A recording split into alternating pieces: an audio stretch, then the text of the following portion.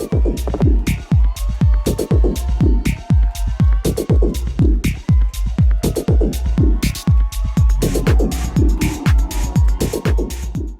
and welcome back to another Raving podcast, and today I've got the one and only Assis Harry. Thanks for joining me, mate, and I really appreciate you giving me your time.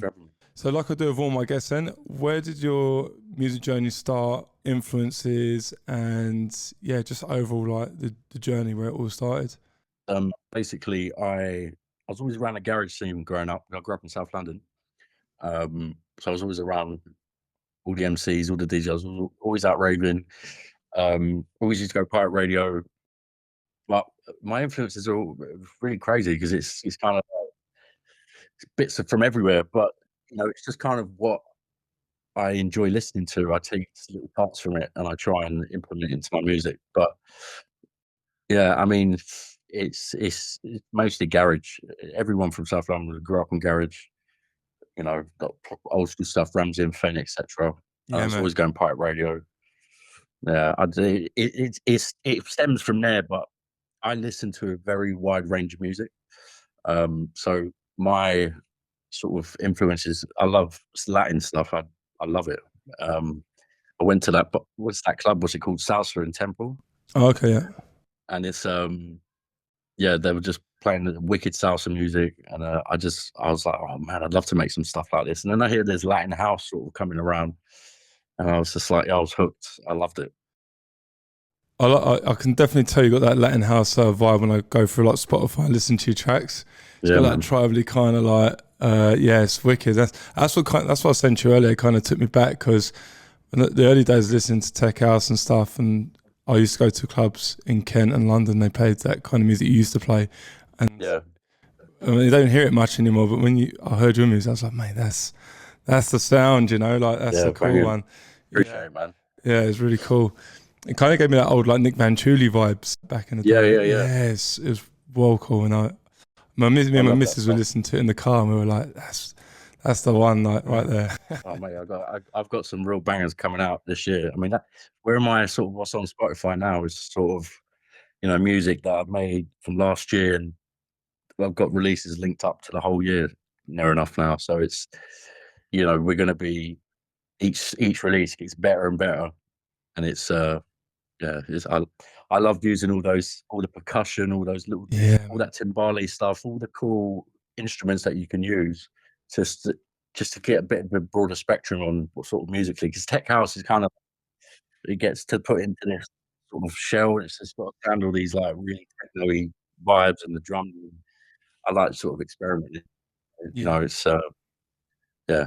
I just love making music. Yeah, man, definitely. And it's good though, because I think a lot of people like kind of like not experimenting as much, they're kind of following a plan, and that's what when I listen to your music, it's like, hard, you know. Yeah, I have to be honest. It's because people, you want to get on these labels and you want them to sign your music, but it is very subjective.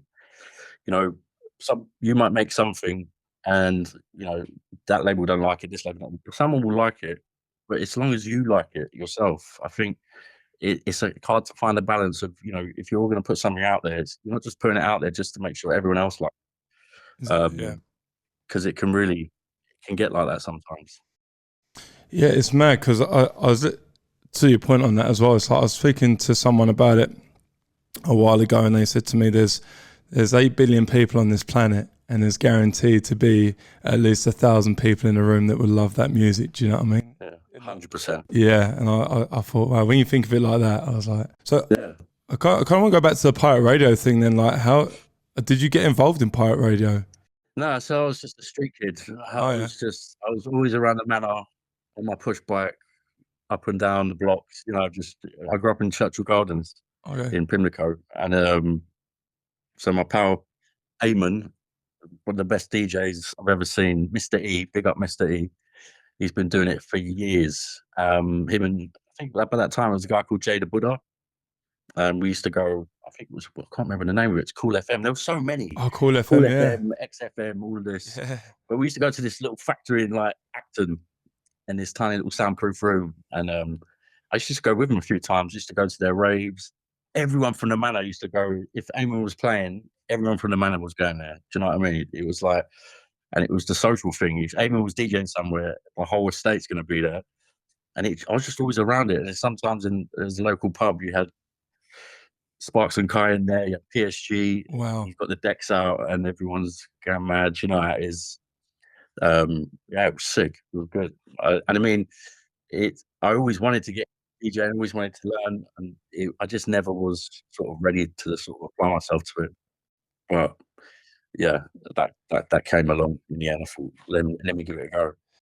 Yeah, and how'd that journey start? And like, what did you did your mates help you out? Did you like buy a set of decks, or what was that? Yeah, how did that start? I mean, when I was younger, at the local youth club, they had direct drive. What were they called? Everyone was hyped about direct drive because you could scratch them, belt drives. Yeah. And I used to beg my old man. I was like, "Come on, Dad, come on! If you're gonna get me something, get me this set and this mixer." I used to get the catalog and used to circle it. I can't remember the name of it, but I used to go there and have a go. And I could never get it. I was just never really applying myself to it, and I just never really took so much interest in it. It was only when kind of like lockdown happened. Apart from music, my other passion is riding motorcycles. Okay. So, and I lost my license. So I couldn't do that. I was just looking around, trying to sort of find something that I could get my teeth stuck into. And my missus was like, "Why don't you just go and have a go down at LSA in Camden?" Went down there, had a go, and started learning. And just once you learn to express yourself, with these instruments, they are instruments at the end of the day. 100%.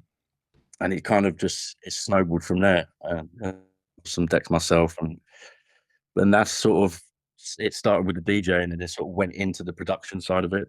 And then I'll be honest, the production side just hooked me like straight away, because I just thought, I'm sitting there playing the PlayStation for 8 hours on my day off. I thought, what am I doing? Why don't I sit and make a tune? You've got something that lasts, But yeah, the more you do it, the more addicted you get.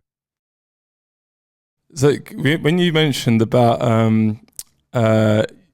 being on like the manor and stuff, and you and your friends going to a little thing, no joke, there's exactly the same as me. I grew up on a council estate, and there's an old bus depot, and there's a small room, and most of my friends went to D&B, and a lot of my friends were MCs.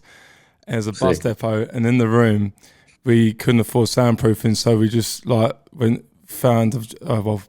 basically got a bunch of egg trays. Yeah, and stuck them around the room with a red light bulb. Yeah, bang it. Yeah, that's the way to do it, man. So when you mentioned that took me back a bit down memory lane. I was like, wow. There was a spot where I grew up. It was a place called Dijon's, and it was like you go downstairs, and I can't remember who owned it, but everyone from the block was there. Everyone was there having a drink. Eamon would be DJing, and it was just every Friday. Everyone used to go there. But that was when I was about it. There were other places that he was doing stuff, but it was that, when you got that one spot and goes. Yeah, it's good, man. I miss those times. Yeah, they were good days, man. And like you said with the pubs as well, we took over a pub called the Queen Phillip pub, but we called it the Philly. And it was a dive of a pub, but it had like the cheesy. They're the best ones. They are, man. Yeah, it had like the cheesy tinsel at the back of the stage. Like, no. Yeah, and it was just rough. The carpet was all sticky, and we took it over. Yeah, that's the way to do it. So that kind of goes on to my question with like production then. And like you say, like, the decks like instruments and stuff, and you got totally hooked into it. Like, what was the production learning process like? The start of that. Well, yeah, it's hard to learn in the beginning. It was kind of just soon as I remember buying Logic and just looking at it and thinking, "Fuck, I don't know what to do." Do you know what I mean? I was just, where do you start? Yeah. So I took a power of mine. He would show me the basics and stuff. What you needed to do, and then I started just doing like lessons. Where was it, done at LSA, and I learned a little bit from that. And I thought, let me just look into this Toolroom Academy. So I'd done the Toolroom Academy, got like a crash course in it, and then it's literally, I've done that 3 or 4 years ago, and now it's just you learn you know, from different techniques, what to do, what for sound, how to get things sounding right. And I think that it's one of those processes that I was impatient. You can't learn this stuff overnight. It's just, you need to develop your ear. Even now, I'm still, my mixing is terrible. You know, it's when I'm mixing down a track, I'm still learning. But I'm more of the ideas. I like to get the ideas out, and I feel like once you learn to be creative with your music, it's a great feeling. It's addictive. You get an idea, go straight on a laptop. I love it. Yeah, that's cool, man. Yeah, that was it. That's cool, yeah, because even though I spoke to one guy here in Canada, and he's been doing it for 14 years, and he went, I've literally just learned how to master a compressor completely properly and understand it. Yeah. I don't think there's a time limit to anything like that, to be fair. I only just understood sort of what compression is in the last 3 years. Like it's I think it's more like once your ear, you know what sounds good. Because those first tracks I listened to them the other day. I found my old laptop and I was looking through them and I was just like, Jesus Christ. Yeah, shut up. So were they kind of like garage influenced or at the beginning, or tech house? Yeah. Massively garage influence. But then I sort of see that everyone was using these sort of garage bass lines or speed bass lines, do, you know, big ones. I just wanted to make a few bits like that. And I think, but where I sort of found my feet was sort of when I started seeing all these Latin stuff, and I was listening to loads of it on Spotify, and I just thought I want to make stuff like that. I love making that stuff. You know, it's especially when you play it out, it's got so much more impact. And it's especially when it's your own tune as well. Yeah. And people go crazy. It's the best feeling, man. Yeah, I when I played my first track, it was so like just flat and dead. And at the time, and I was like, this is a banger. And I listen to it now, I'm like, this is a car crash. I know the feeling, because even like mixing wise, I didn't really understand it. And I thought, oh yeah, let me just fucking volume up, you know, gain staging, be fine. But play it on a big system, it's like, oh, what am I doing? Yeah. It happens, man. So how'd that touring academy go for you then? Like what was the process of like learning it? Because I asked this question because there's so many ways of doing it, and people watch YouTube videos, but then they don't give you the full extent of like, well, then join my you know, my course sort of thing. But what was that process like? Yeah, I mean, it's a great way to learn. Sometimes it takes a long time to it because it is quick, it's fast paced. Oh wow. Every week you're doing onto one thing. Next thing you're onto the bass lines, drums, synths, mixing down. But they provide you all the paperwork. It's a matter of really applying yourself to sort of studying it. And I think some people get it quicker, some people don't. As you know, for me, it took a lot longer. You know, but it gives you the basic framework of what you need to work from. You know, for example, how to arrange a track, how to make things easier for you, automation, everything. It's a crash course essentially. But I mean, it's the perfect start because you get the good habits in the beginning. Yeah. Which is really good. And obviously, still, I've got bad habits now. My projects are just all over the gaff. So but I still have to I write down next to it, just remember to organize things. But yeah, nice. It's a great crash course, and people learn quickly. So it depends how long it takes for you to absorb it. Yeah. Okay. And what like part did you find challenging, like learning through that process? Definitely the mix down.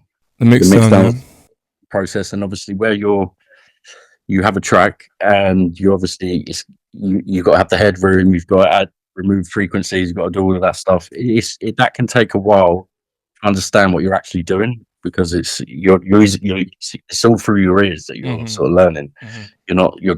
But you know, it's kind of like you're visually learning, but I think the mixing down was the longest process. Okay, definitely. Interesting, yeah, because I get different people's perspectives on stuff, and some say the arrangement is never always on because they're trying to arrange their drums and loops, and but then a lot of the things that people are telling me now is the social media aspect is the hardest part now. Mate, I've only just sort of learned to get myself on camera. Like, you know, in the beginning, I was just like, I'm not one of those guys. So it's taken me a while to sort of get used to actually filming myself and talking. Yeah. So I can understand it.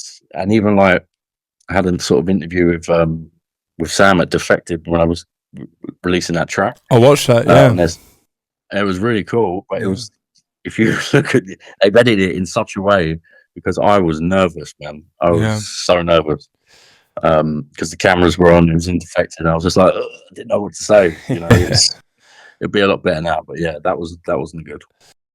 Yeah, I'm the same, man. I've been doing this for 3 years. I'm still like an introvert and still hate. I'm still nervous. I'm doing the stuff on social media, but it's kind of what you got to do now, isn't it? And yeah, you got to be out there a bit. And I think, especially as a DJ and producer, you need to sort of connect with your music, connect with what you're doing. Yeah, and it's finding a way to sort of do that, because everyone's doing the same thing. Yeah, and how are you overcoming it now? Like, what sort of tips have you sort of given yourself or learnt to sort of overcome that the most?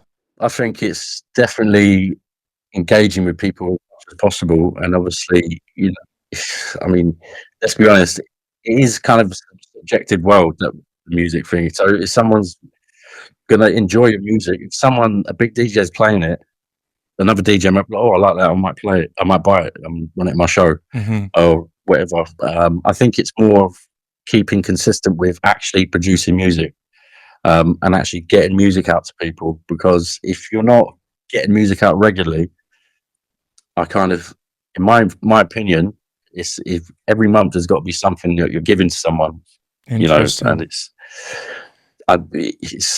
for me, like, that's what I said to myself this year. I'm going to get as many tunes out every month, or one a month. So I'll just be consistent and regular. And then you'll build a fan base, real fan base, slower.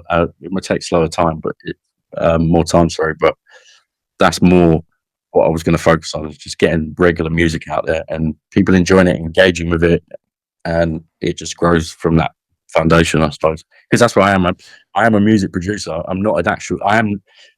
Everyone's a DJ, but I feel like with producing music will lead on to, you know, I'll get to go and play out when people know my music, and that's the way I'm sort of focused on the production side.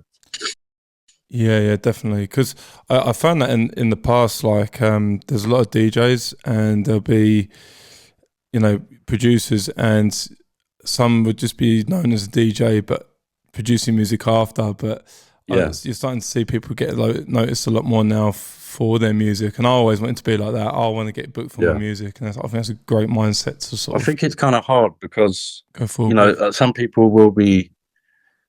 I mean, I know it's harsh, because I see it. Some people they want to be seen that they're getting gigs, they're playing. You know, I don't care about gigs, man. I have to be honest. I don't care about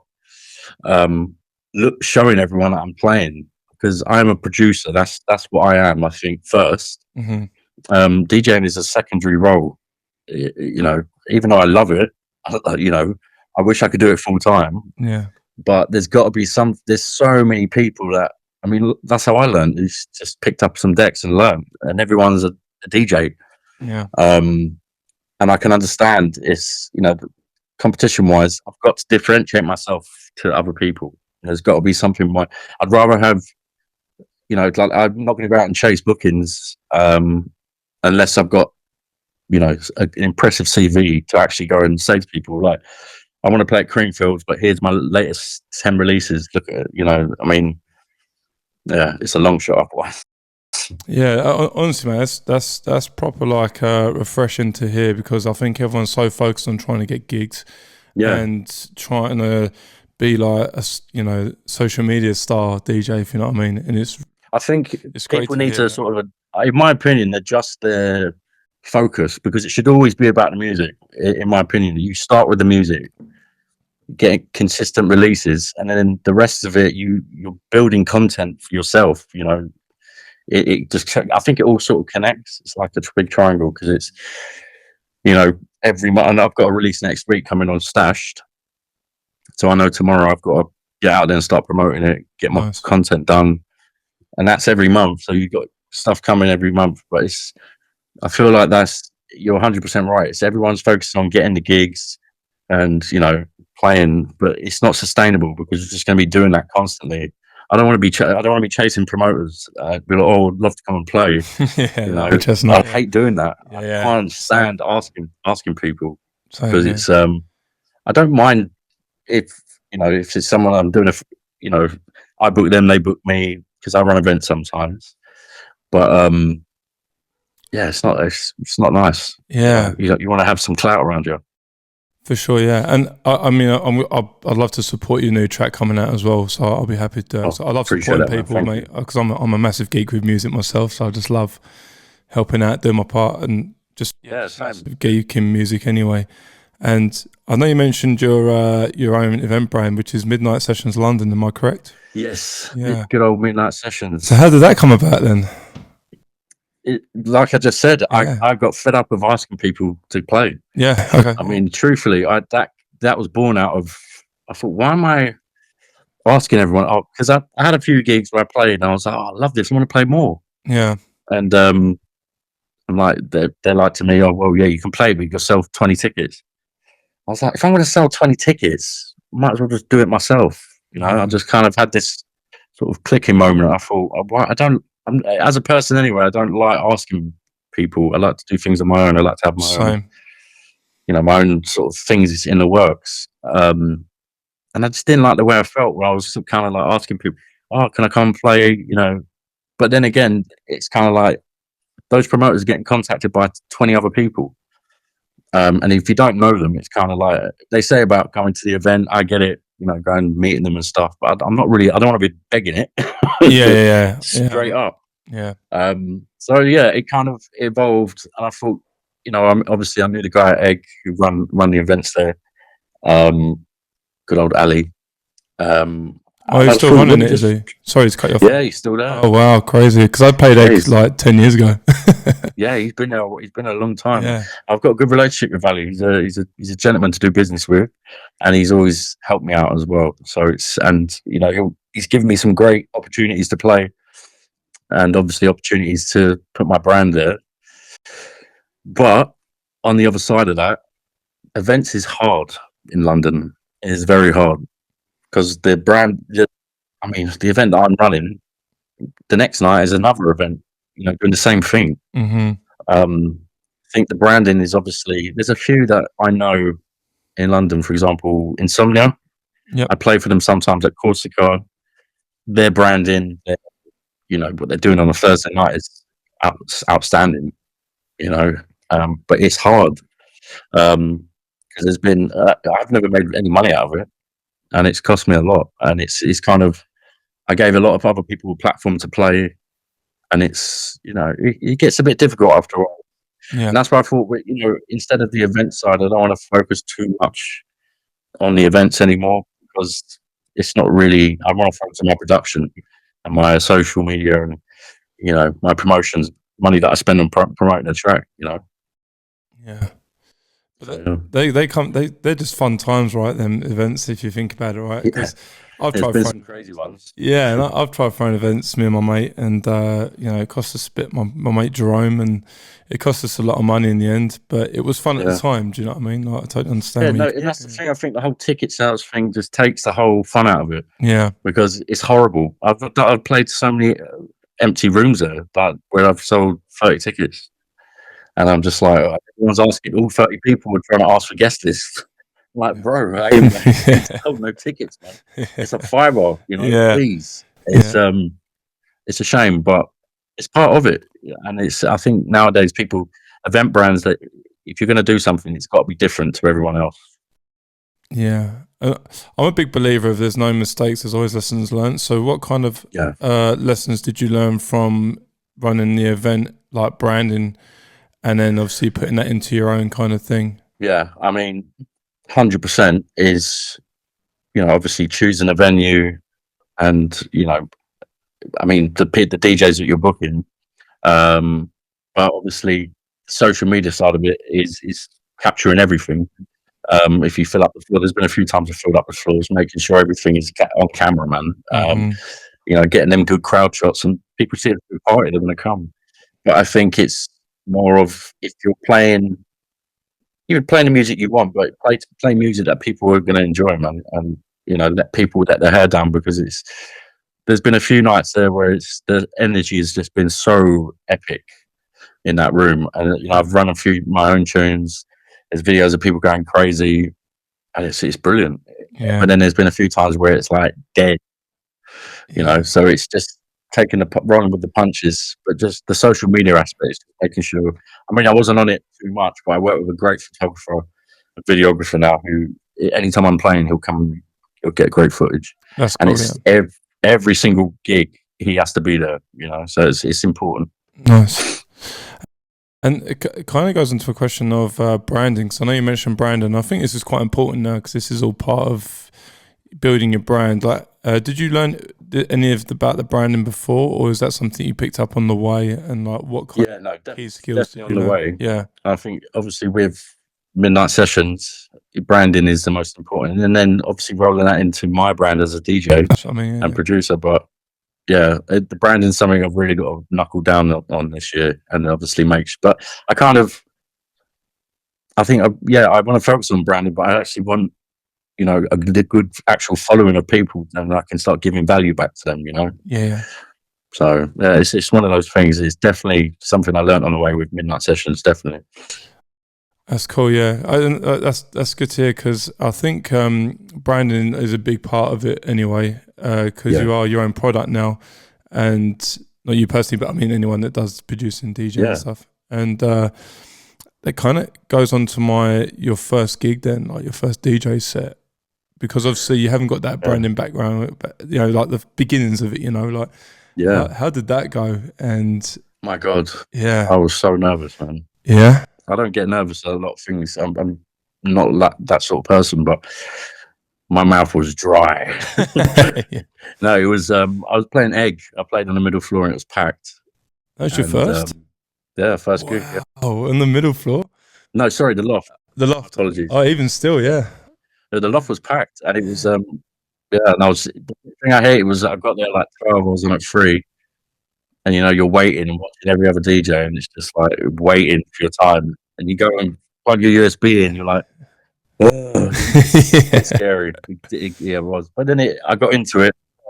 Mix was a bit terrible. Then I got into it. Like, whoa, I want to do this every weekend. Yeah. Yeah, it was epic. And then, kind of going on to like the first things. What about your first track you ever signed? What label was that, and how did that go? It's funny actually, because I think when I had my daughter, I was in the process of sort of learning Logic, and I literally just thrown a few tracks together. Like, it was terrible. It was the worst. I mean, it was the first thing I ever produced, and I didn't understand how it all worked with getting a track signed. But obviously, I sent it to a very small label. I won't say who, but they signed it, and I was on the train to work. I was like, "Oh, I'm gonna be famous."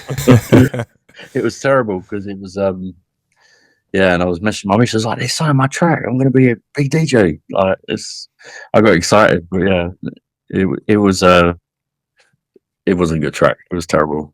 Oh really? Yeah.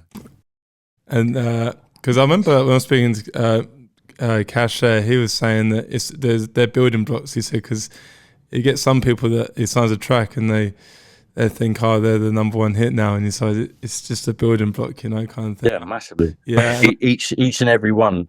Yeah, and I mean, like, I think he said in the last, when he spoke to you, it's not going to change your life.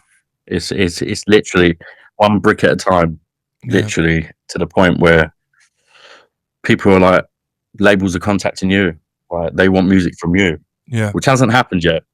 But if labels are watching, I've got stuff for you. Do you know what I mean? Yeah, nice, wicked, yeah. But I mean, that's a great opportunity to be in that position, but that takes a long time of graft, man. And it's just, I'm sure, because most important to me is labels to see that my music is people are buying my music. Yeah, and it's that's the most important thing, having a following, buying your tracks and enjoying them, and DJs playing them. Yeah, and I love it. I love it. But you sort of backed up with the building block thing, because social media shows just a highlight reel of like, oh, perfection, and it's not, right. It's a lot of hard work, and it's hard, man. It's good to hear the real stories like that. That's why I love doing this, because people get so dishonest and depressed when they don't make it after their first track, and I'm like, it's not. It's a marathon, not a sprint. I mean, there's been times when if you love this stuff, I mean, there's been times I've had big labels take interest in my music, and they say, "Oh, leave it a week, we'll come back to you." And there's me the whole week thinking, "Oh, they're going to sign it," and then they change their mind, and then I had to lock myself in a room for a day. It's part of it, and the amount of no's, or most of the time, people don't even listen to my demos. Okay. Even now, it's taken a good 2-3 years to develop relationships with certain A&Rs that they will listen to my music. Because that's the truth. They're just getting so many demos in their inbox. It's just insane. Yeah. But I still have days where I'm just like, oh man, I don't want any no's today. I want some yeses. But they do hit me sometimes, truthfully. But you just have to bounce back and move on to the next project quickly. Don't focus too much on that same project. Because someone will sign it eventually if you want them to, or you just put it out yourself. That kind of goes on to my question. And how many tracks have you got in the bank right now that are finished, not finished, partially started? Wow. Yeah. I mean, if we're talking about partially started, I mean, I've got about 200-300 in there. Wow, really? I've got so many. Wow. But recently I condensed them all and started building out every idea. So I don't start new ones anymore. I just try. It's that point where I was just like, I want to try a garage one. I want to try a bit of house, bit of Latin, bit of vocal, piano house. That's sort of the way my brain works with it. But I've got a good 5 or 6 unsigned that are really decent that I'm trying to get signed. Yeah. I'm not in a rush to sign them. I want them to go to the right label. But like, for example, I've got one now that sent to a really big label that want me to find a new vocal for it.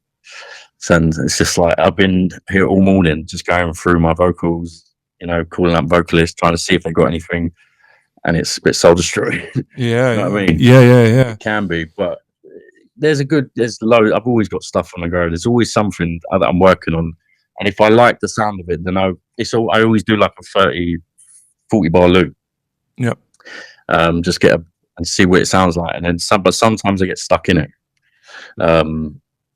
Most producers, they get stuck in a loop, and obviously with an idea, it can take a while to sort of, because I think it's a confidence thing sometimes, and sometimes I think, and I'll just test everything out, what this sounds like, and it gets a little bit. I just have to walk away for a day because I've got a little bit of OCD with things. Okay. Well, I have got OCD, but it's something to really. I have to focus on it, and if I don't finish it, sort of the pressure. Yeah. But some people find it easy to make a track in a day. It might take me a month. All of a sudden, it happens in a day, and it's just creative processes all over the gaff. Yeah, because when I speak to people, everyone has their own way of doing it. Like, they have these certain quirks and certain things. Like, I've got ADHD, so my mind will just wander in a matter of 5 minutes. Yeah. I'll be on YouTube in like 10 minutes. I've been in the studio. Yeah. It's like, I know the feeling. And my wife's like, you making music or you watching videos? I'm like, oh shit. Yeah. Yeah, I know the feeling, man. So that kind of goes to my question of like, what's a day in the studio like for you, and where would the start of a track start? What would be the process? Well, the process is finding that first hook, that whether it's a synth or a vocal, because there's no point starting drums up. Drums you can figure out, but it's more or less it's making sure that you've got the right hook and building around that idea, because it's just fine. Once I find that, then it's a matter of adding my drums sort of touch to the drums, and then it starts to sort of develop as an idea, test the bass lines out, and then if I like every element that I've got in there, because I'm very meticulous of every element that is in the track that I don't like or I'm uncertain of, I will sit there for a week and find the right one. Yeah. But a day in the studio is just getting up at 4 or 5 in the morning, try and get something done before daughter wakes up, and obviously working during the day, keep an eye on her, and then when she goes to sleep, straight back on. Yeah, and that's what I've been doing for the last 2 years, that's pretty much. That's cool. Yeah, because I read a bunch of books. I was reading the book, and they say that and I spoke to another guy, a few other guys here as well, and they say that getting up at like 4:30, 4, 5 in the morning is the most productive, most creative time. Yeah. It's weird. I mean, in the evening, I struggle because I've had a whole day of my day job, and obviously that stresses me out. And then it's like, if creatively it doesn't flow as well in the evening, I find the first thing in the morning when I wake up, the ideas are just flowing out of me, and that's when I do the best work, I think, in the morning. Interesting, yeah. Because I ask all these questions because a lot of people, like, I get people ask me and stuff here, and they're just like, oh, I've had a producer block for like a month now. I'm not coming up with anything creative, and like, your advice might benefit that person, and vice versa. I think as well, changing your environment is really important. Like getting out in the sun or sitting outside with your headphones on or something, it really makes a difference, man. Because if you're stuck in that dark studio and you're just, you've been listening to the same loop for about 3 days, it's crazy. But I think as well, new producers and people aren't taking the breaks they need to rest their ears, because I know certain people that are wizards that can sit there and do 12 hours, no rest. But I mean, if you have to rest your ears, you'll come back the next day and you'll hear everything that's wrong with it. Yeah, 12 hours. God, that sounds like torture. Yeah, just going through samples all day. No, I mean, there's people that I've worked with, good friends of mine, that are just some of the best producers I know, and they will sit there, and they've been doing it 20 years. 6 to 12 hours and just solid making tunes. It's amazing. So, but it hurts my head when I watch it. Yeah, I bet. Yeah, because I'd be the same, and with my ADHD, I'd be like, I'm gonna get something. Yeah. So, what would you say your biggest achievement would be in your like music career, whether it be production wise, DJ wise, your event? Yeah, what would be your biggest? I think there's been a few releases that quite a few actually on decent labels. Is just that's my focus, is getting the music out to the right labels, and obviously, getting them played, DJs to play my music. Because in the beginning, I just thought, when a big DJ plays a track, it's like Chelina Manahutu played one of my tracks in Ants in Sao Paulo. Oh wow, nice! And I think it was like loads of thousands of people, and it was just that's what I love to see. That's achievements like that. Oh, Kerry Chandler and DJ Tennis played one of mine at I see that, Drum Sheds. What an achievement, man! Wow, that was mental. Yeah, and that's one that Cash and Sam signed. Wow, that's incredible. Yeah, that was nuts. I mean, those are big achievements. But even, for example, getting a track signed to Tool Room, because it is not easy getting a track signed to Tool Room. I'm telling you now, it's the amount of demos I've sent Danny over the years. And other labels as well. So I think it's being able to, my achievements, just obviously getting them on the labels that I want to work with, and obviously making sure that my sound fits. But I think it's the more, obviously, where the more music released, then hopefully some bigger gigs will come. I'm fine with that, waiting. I love the process of getting a track signed, and it's a label that you love, and they come back to you, get that email, and it's like, oh, you're happy, you're on fire, Yeah. I was going to quickly ask you as well, going back a little bit, when you said like you send a song to someone and they say change the vocal. I've never had that, but I've not sent that much music out for a long time. How does that work then? So if they say, well, the beat's good but the vocal isn't, it's very rare that happens. Usually, I think it's more of they like that I've been on their case for a long time. Do you know what I mean? I've been sending them music for ages. This certain label one, they want to work with me, but then the vocal obviously wasn't doing anything for the track, but they agreed the instrumental had all the energy it needed. So it's just a matter. Sometimes that does happen, you know. Where in A&Rs, it depends, because there's a team of them. There might be 3 or 4 that, you know, some people they just move on, but that's never happened to me before. Okay, you know, to be asked that, so it's an achievement in itself. Yeah, that is. Yeah. Because I've heard of it before, but I didn't know if you had any sort of knowledge on it, or that's what I thought I'd ask you. Yeah, I mean, a few times I've had labels where it's like, can you change the arrangement a little bit? Obviously, the mixdown's been the biggest one. Like you're trying it now. I get someone to master my tracks before I send them out. Yeah. Because they've got to have the best. It's just the best way.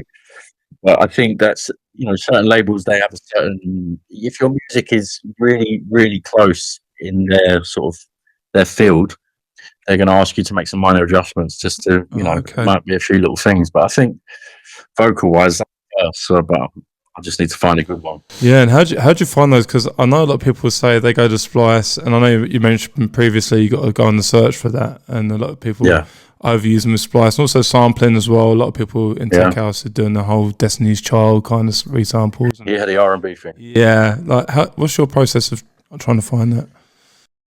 Well, in the beginning, obviously it was Splice. So everyone starts with Splice, but even now, it's hard because tracks that I've released with vocals, I'm hearing other labels release the same tracks with the same vocal. I love Splice, I love Loop Cloud, I love all of them.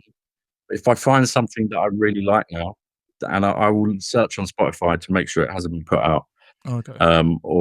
But if I start to hear it, because everyone seems to be using the same sort of palette of colours. Do you see what I'm saying? Yeah, for sure. Yeah. So I try to look for like really different sample packs that haven't been used, or people that I don't know about, or even just try and make my own. But that's a whole long process in itself. But vocal wise, I'm trying to work with a lot more vocalists now and just get something more unique. Or, you know, you've got the thing where you can use your own voice and put it through AI. Oh yeah, the AI thing now is crazy. Yeah, it is mental. Yeah, but I wouldn't say that's like, if I want some real soul in something, a vocalist is always going to be better. Yeah, especially with like the Latin thing as well. Like you say, that's, you know, I love the Latin house kind of vibe. And I had Hector on. I interviewed Hector, and he's from Mexico. He's obviously been signed to massive labels, and wicked. And even he said, like, you know, some people sign my track, some people turn them down, and that was, you know, I was like, well, really? It happens all the time, man. Yeah. I mean, it happens. I think Jamie Jones, I mean, I've sent him ever since I started producing on Trackstack. If you just look at it, it's just not for me, not for me, not for me, not for me.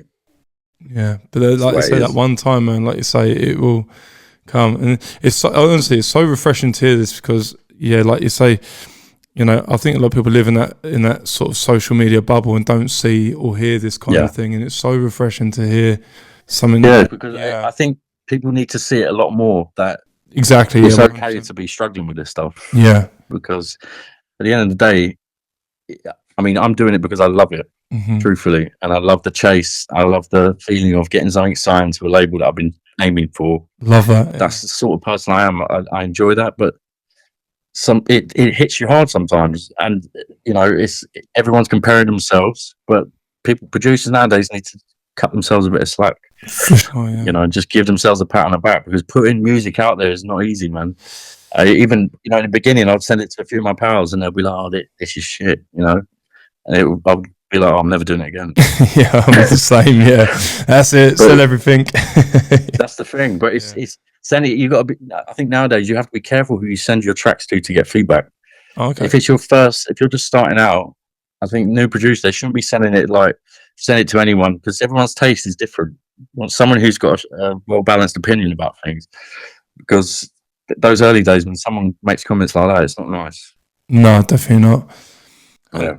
That kind of goes into my the studio question. Then, like, what have you got in your studio, the setup? I mean, I know you use Logic, but like, what's kind of have you got any equipment or just your plugins? Yeah, I've got drum machines. I've got a couple of synths, ES1s, and a few samplers, but I'll be honest, I don't get the time to use them. I plug straight in HDMI into my laptop. I've got my big curved screen. I see. That's a nice screen. I lock myself in. I've got my heater that goes under my, office chair. Nice. And I'm locked in for a few hours, and I love it. I just sort of nestle in. And I sometimes, if I want to stretch my feet out, I'll get my trackpad. I'll just stretch my feet out. But I need to set more of my equipment up. I just haven't had the time to do it. Yeah. Basically, but I do have a DJ section as well. I've got your RMX. I've got CDJs. I've got turntable PX 600s, I think they are, and Nexus 2000. And if I want to bang out a mix, I'll just go crazy. The neighbours go mad though. You should say, you should be like, I'm providing you a free DJ session here. Like. they call up the estate agents. Every I get it's a nightmare. So headphones on all the time. Yeah.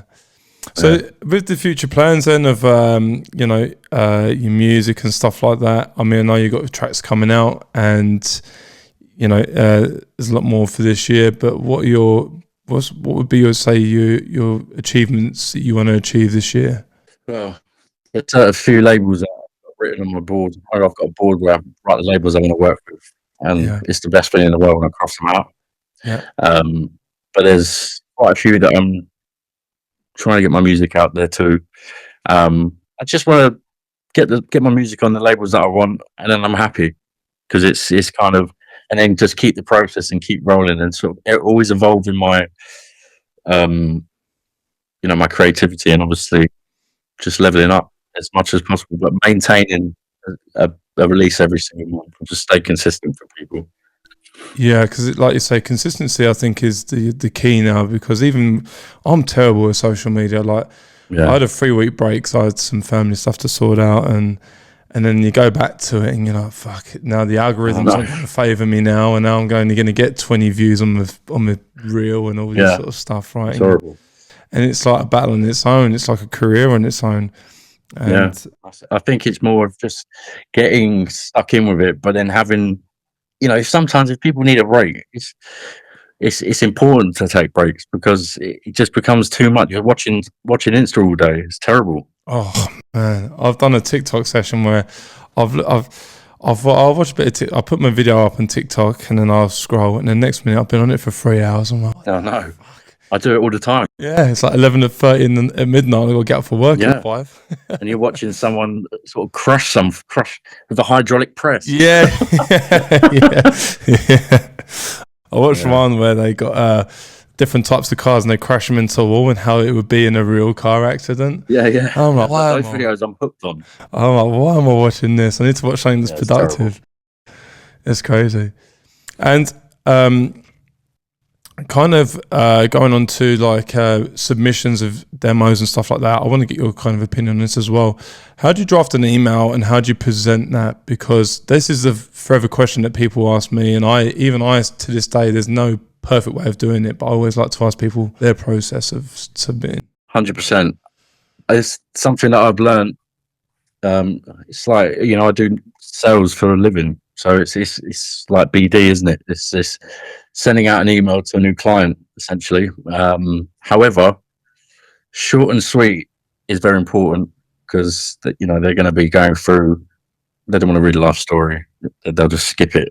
Or what I've seen to have noticed, if you send them more than 5 tracks, they'll listen to one and be like, "Oh, screw it." They'll just scroll on. Wow. I think it's more or less who you are. You don't need to sort of state what you represent, or you're a big fan of a label. I think here's my music, SoundCloud download enabled. So important, because they just won't play them otherwise. I think it's from nowadays, when I put all my previous and upcoming releases, and just make it obviously clear, where they were, if they charted, and just literally who I've released on, who's upcoming.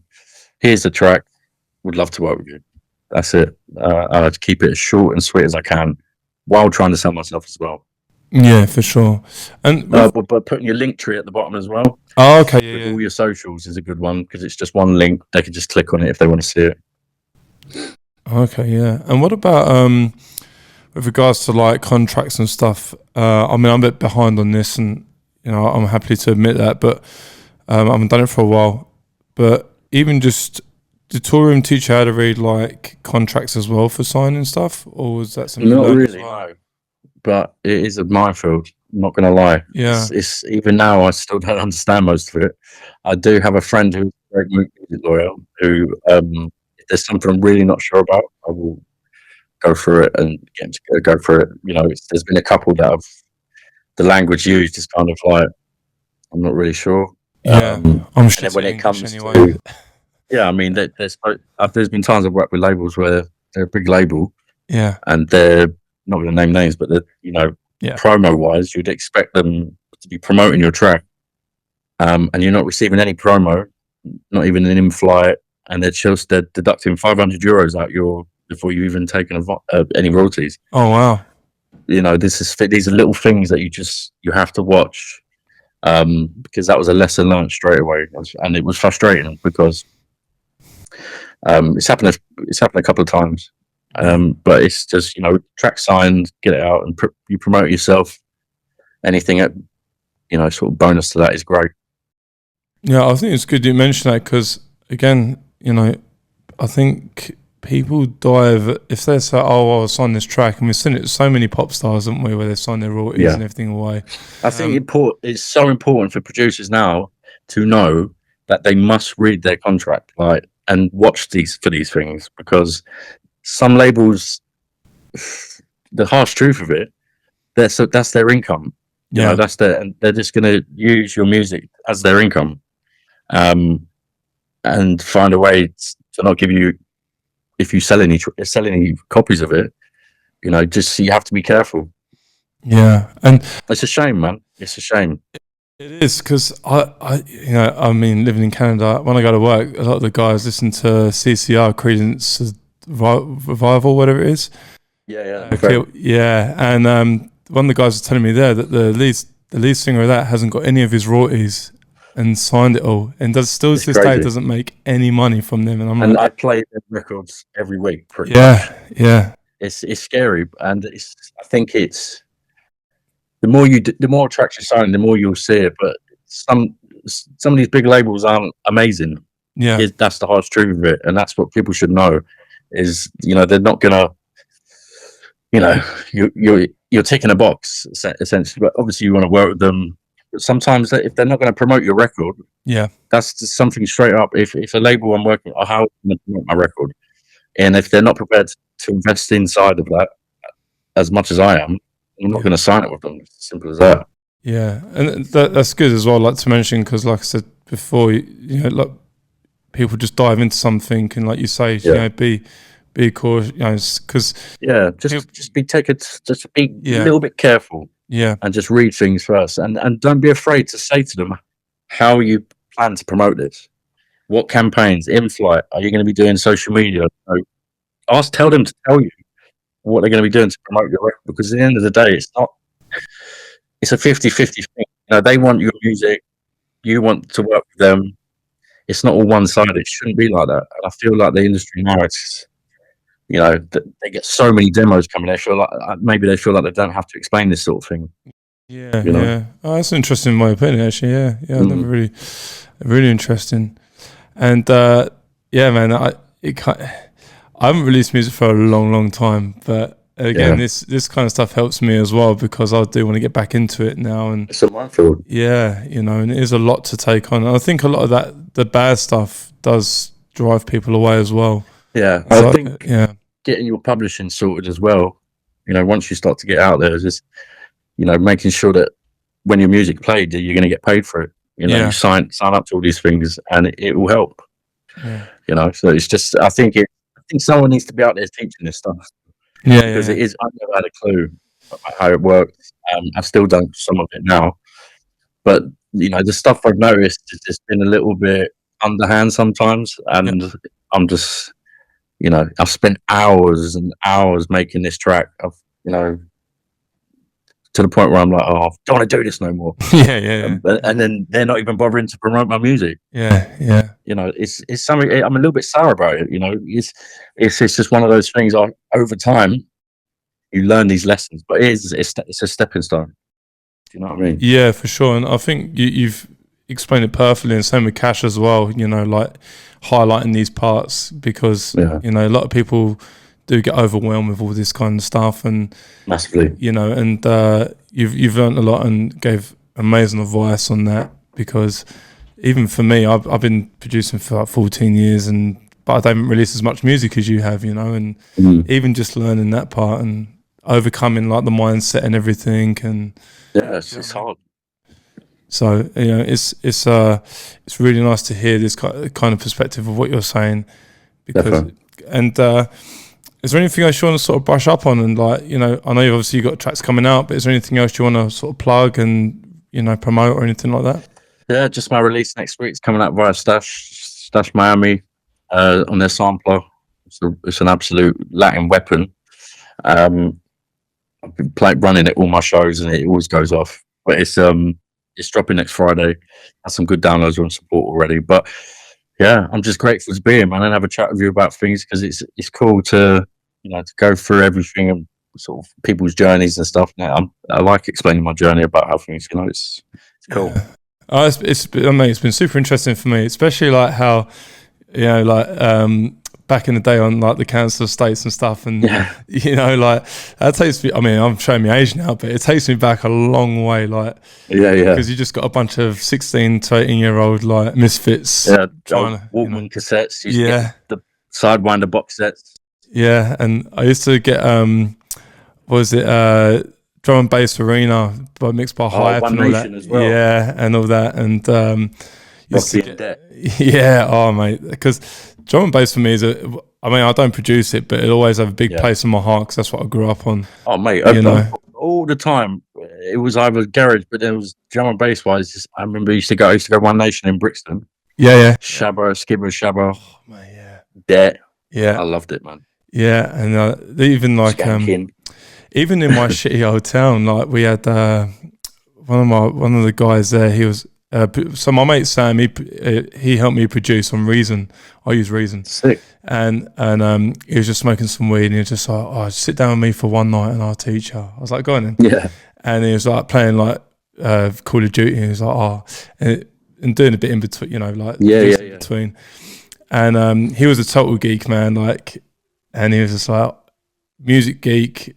Wasn't the kind of kid that got in any trouble, just complete music geek. And I attached to him, and he was like, anyway, so he taught me Reason and everything. And then he managed to build a little bit of a profile, and we got Mackie G for £50 one night. And wicked. Yeah, he just said pay for my petrol because he's from Medway or whatever. Yeah, banging. And we got like Funstar. We got who do we got? I think we got Det as well. We got all these legends, and Shabba as well. And we got all these people in this small little like pub club thing. And they're the best ones. I was like, yeah, we've made it. Yeah, I would think the same. We're like the pro promoters now. But yeah, them days are just, even the garage days, I've been going for a bit of a garage binge, because people over here are like, oh, I'm well into UKG. I'm like, oh, who's your favourite UKG? Like, oh, Sammy Virgie. I'm like, no, you need to listen to EZ. Yeah, you got to go right back. You got to go right back, and, you know, Luck and MC Neat and all this sort of stuff, you know, and they're like, this ain't Neutrino. garage. Yeah, Oxide Neutrino, and they're like, this is not garage. I'm like, oh, this is garage, trust me. Yeah. So Solid Crew, man. Romeo Dunn and all that, Yeah, proper. And it takes me back, because back in them days, we just like, after school, we would like go straight to this bus yard, and then it would be like in this room, and just there for 6 hours, the door locked, and your ears come out of tinnitus at the end, just completely ringing. Like, so old school garage reminds me of my being in school, man. Yeah, back of the bus playing, you know, Nicky S and Nike. Just, I mean, all the girls used to listen to them. It was just brilliant. Great time. I miss it. Yeah, great time. That's what me and Cash were talking about as well. Just, you know, back in the garage days, and over here it's making a massive like massive comeback. Yeah, like a lot of Canadians and Americans are like, man, like this garage thing is all for me, you know, the speed garage. Oh man, it's brilliant. And I kind of put a smile on my face. I'm like, oh yeah, this is. If only they knew back in the day. Oh, definitely, yeah. Ben Sherman, Moschino shirts, all that. That was it. Sergio tracksuits and all that. Trust me. Yeah. Be done. Well, it's been a pleasure, mate. I really appreciate your time and explaining. Thanks so much. And sharing your story. It's been super insightful for me and hopefully for other listeners as well. I hope so. I hope I've done a good job. Yeah, you smashed it. No, I appreciate it, man. You too as well. Thank you for having me, mate. No, I appreciate it. And your music, I absolutely love it. So I'll be happy to promote it as much as I can. I always like to help out people, like I said previously. Likewise. And yeah, mate, honestly, it's been an absolute pleasure and I appreciate your time. No problem at all. Yeah, take care, my friend.